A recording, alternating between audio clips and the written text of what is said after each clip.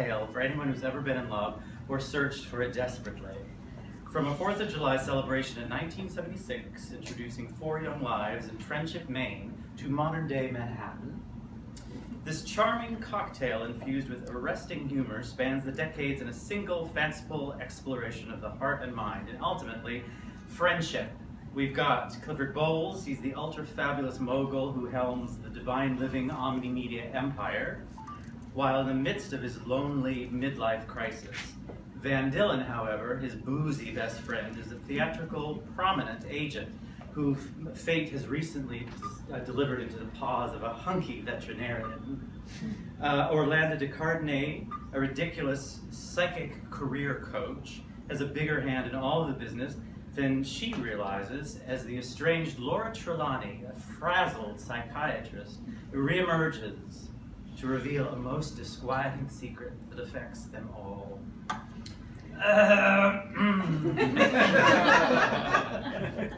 In which we find the harried psychiatrist Laura Trelawney in the midst of a situation concerning her daughter, while our hero, Clifford Bowles, the ultra-fabulous media mogul, rattles away in the background on television during his show, Divine Living. Chapter 1. On a pointedly autumnal afternoon in New Hampshire, Laura Trelawney withdrew her head from out of the oven and shut off the gas. She fetched a cigarette from her blazer pocket and she lit it off the stovetop, staring into the flames.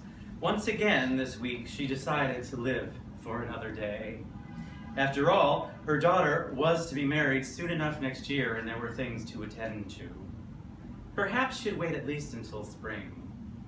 She coughed suddenly and realized it was due to the encrusted grills emitting acrid crinoline shifts of smoke. Laura turned the flame off and placed a hand on Clifford's new book splayed out on the Formica counter. She gently caressed its pages. He had done it again, she reflected.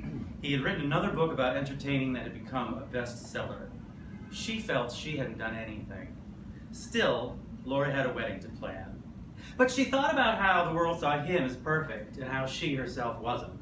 She had forgotten to do the grocery shopping again, and the only thing she had to serve her daughter was macaroni and cheese. Anything else would be too much trouble. Laura remembered it was time to turn on Clifford's syndicated show, and while she waited for the commercial to end, she glanced at the launder bags and thought how stylish they were. Her daughter Melanie had bought them, of course. Laura and style were intimate strangers. Clifford's music returned, and Laura focused on the television, the frayed edges of her periphery disappearing.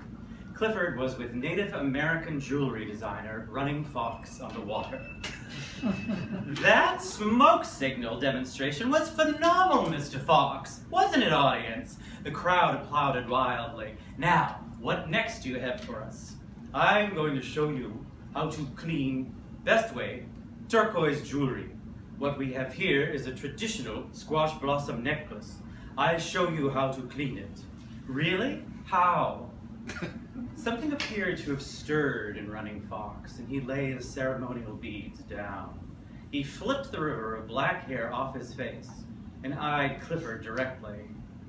"You're funny, pale-face," he said, raising a flat palm at Clifford.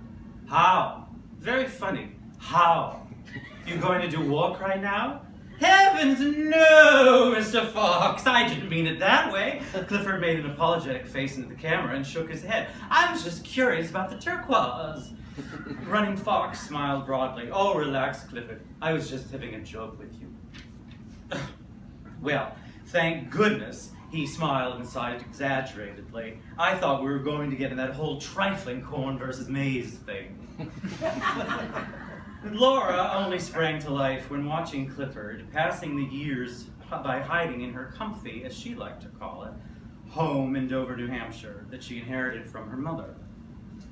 Laura didn't buy into the concept that there was anything wrong with staying in one's hometown. She justified her feelings armed with the knowledge that she alone took care of the town's psychological needs.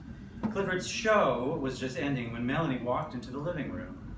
She usually dared only come home after 3 p.m. "Sorry, Mom, I realize I'm a minute early." As usual, Laura didn't respond. She was engrossed in the announcer's voice, citing the credits which sprang out of the television set. This has been Clifford Bowles' Divine Living, brought to you in part by Volumina, the drinking man's water, for over 20 years. Melanie first prepared to speak before doing so. Are you going to get ready for your group tonight? Melanie asked. Oh, I have to get the phone. Can you wait?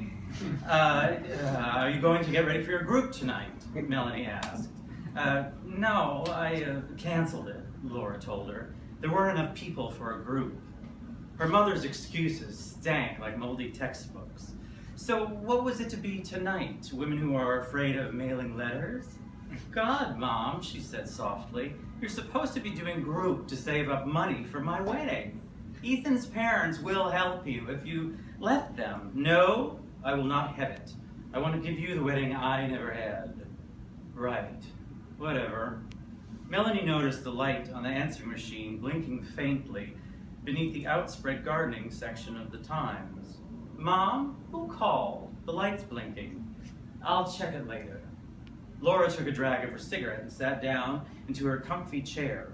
Melanie pressed the message button on the phone. Dr. Trelawney, I can't take it anymore. There is nothing. I have no love. I have no family. My friends all hate me. I'm a failure, and this New England weather is killing me. Please, call me. Mom, why didn't you answer the phone? Where were you?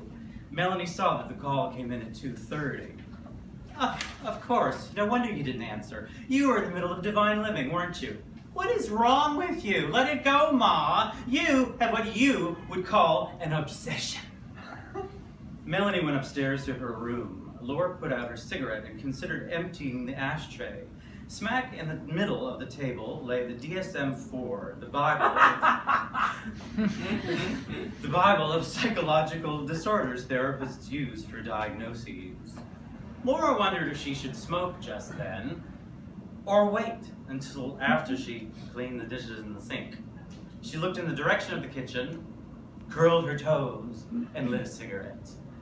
Upstairs, Melanie found refuge from her mother's clutter. She had always kept her room spotless, but it really took shape when she redesigned it for a school project, which was a success. She considered her mother's obsession with Divine Living. She knew Clifford and Laura were childhood friends, and that he and Van were the only two gay men that she ever knew.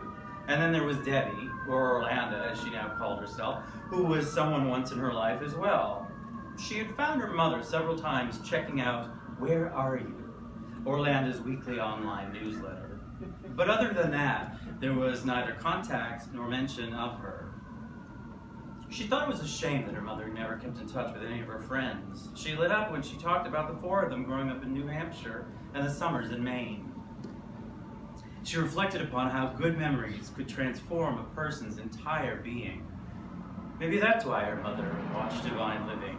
It's a reminder of the past when she was happy. But what if we had the wedding in friendship? Melanie wiped the lone tear sliding down her cheek.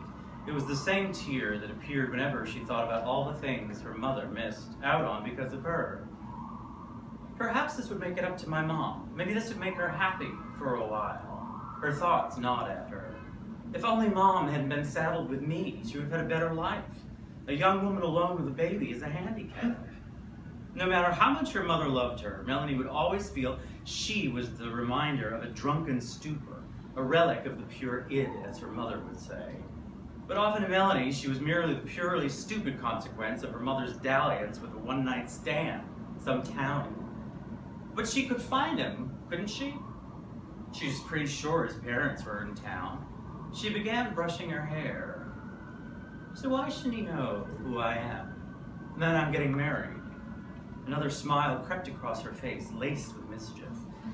She twisted her hair on top of her head and clipped it.